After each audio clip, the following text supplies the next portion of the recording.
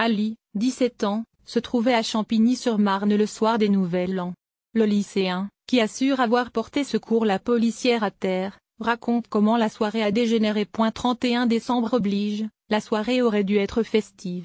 Mais à Champigny-sur-Marne, le passage à la nouvelle année n'a rien eu de réjouissant. C'est dans cette commune du Val-de-Marne qu'Ali, lycéen de 17 ans, était présent pour fêter le réveillon.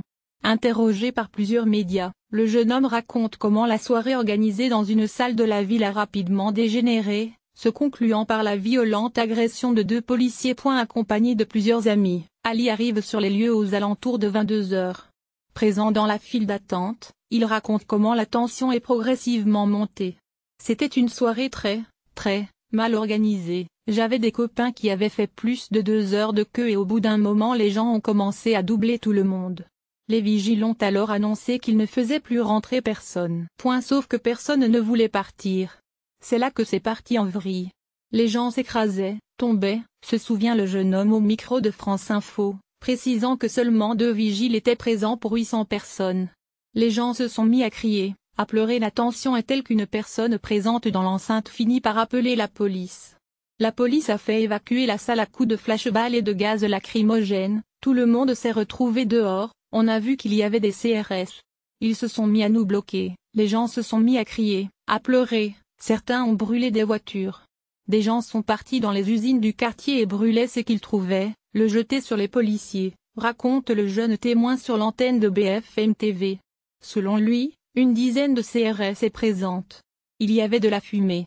Et puis il y a 2 policiers qui sont arrivés et ils n'ont pas vu qu'il y avait une autre foule et ils ont fini au milieu. Il y avait un homme et une femme. Et quelqu'un criait tapez-les, ils sont seuls. De là, il y a une bonne vingtaine de personnes qui se sont jetées sur eux. Ce n'était plus l'humain qu'ils tapaient, c'était l'uniforme, poursuit Ali sur France Info. Elle saignait un peu de la bouche. Appelée en renfort du commissariat voisin de Chennevières, les 2 policiers sont roués de coups par plusieurs individus, toujours activement recherchés. Elle était inconsciente. Elle saignait un peu de la bouche, assure le jeune homme. Quelqu'un essayait de prendre son pistolet, mais n'a pas réussi parce qu'il y avait une corde de sécurité. Ali décide d'intervenir. Je suis allé la voir parce qu'elle me tendait la main comme pour me demander de venir l'aider. Moi, j'ai vu une femme à terre, je n'ai pas réfléchi. Elle m'a tendu la main, je ne pouvais rien faire d'autre que l'aider, conclut-il auprès de BFM TV. Le capitaine de police, qui a eu le nez cassé, et la gardienne de la paix, tabassée au sol et souffrant de contusions au visage, se sont vus prescrire 10 et 7 jours d'incapacité totale de travail.